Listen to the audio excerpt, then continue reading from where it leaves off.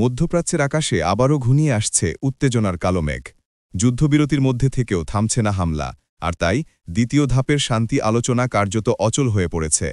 ইসরায়েলের ধারাবাহিক চুক্তি লঙ্ঘনের অভিযোগ তুলে যুদ্ধবিরতির দ্বিতীয় ধাপে অগ্রসর হওয়া সম্ভব নয়, এমনটাই জানিয়েছে ফিলিস্তিনের মুক্তিকামী সংগঠন হামাস। সংগঠনটির দাবি, বর্তমান পরিস্থিতিতে যুদ্ধবিরতি টেকসই করতে আন্তর্জাতিক মহলের আরও কঠোর চাপ জরুরি। তাই মধ্যস্থতাকারী দেশগুলোর কাছে তারা দ্রুত হস্তক্ষেপের আহ্বান জানিয়েছে।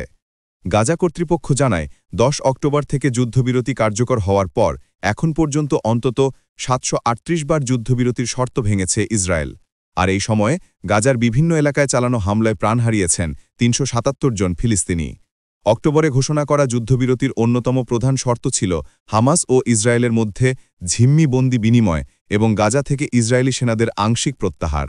তবে ইসরায়েল এসব শর্ত বারবার লঙ্ঘন করায় গাজার ভবিষ্যৎ প্রশাসন, আঞ্চলিক সেনা মোতায়েন সহ গুরুত্বপূর্ণ রাজনৈতিক সিদ্ধান্তগুলো থমকে আছে।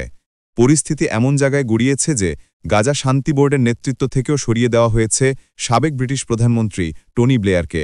শান্তি প্রতিষ্ঠার প্রচেষ্টায় যে গোলচক্র সৃষ্টি হয়েছে তা এখন আরও গভীর অস্থিরতার ইঙ্গিত দিচ্ছে।